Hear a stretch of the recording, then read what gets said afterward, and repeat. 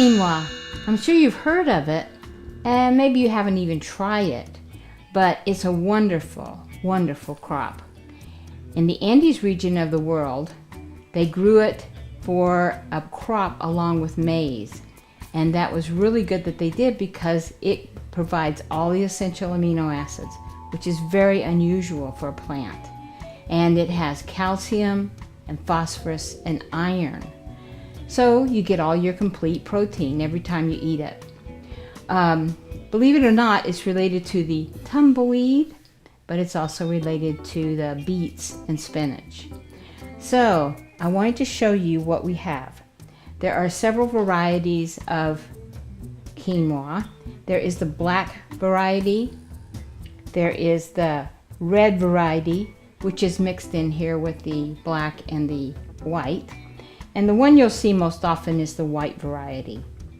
They're expensive, but that's because they have to be harvested by hand because the flowers make seeds at different times, of course, so they can't harvest it with machines.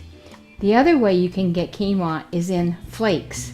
And you'll see how little, I mean, it's just because they're so little they come out so small. And this is the whole grain that's just been flattened. You can use this for breakfast as a breakfast cereal, and it's really good.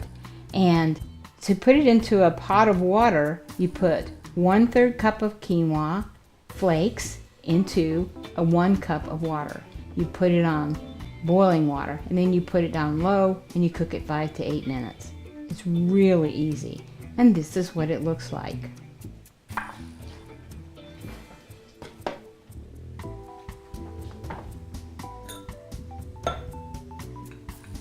Oh, this is really good. Always surprised when everything comes out really well. You let it sit for about 2 or 3 minutes after you cook it, and it makes it thick. And it's delicious. And you have your whole proteins before you start the day. So it's really good for you. The other thing that quinoa has on it is saponins when it's picked. And so you have to take that off. It is toxic to us. And it tastes like detergent. In fact, some of the people used it for detergent after they took it off of the quinoa. But most of the quinoa that we get in the United States has already had it removed. So that's a nice thing to have. Now when you cook the regular quinoa, the grains, you put it into boiling water. You put it into 2 cups of boiling water. You pour a cup of the quinoa in, you cook it just like rice. And then you turn the heat down and wait 20 minutes, 15 minutes. And it is done. And let me get that pot for you.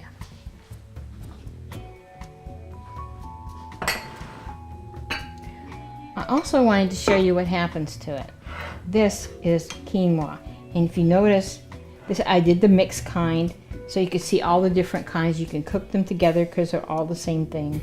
Whoa, this is really hot.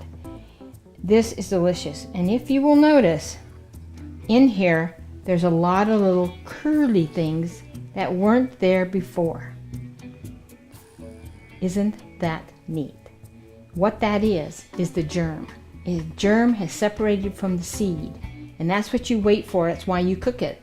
Because then you have the germ and the seed, and that's what makes it so it's softer for us to eat it.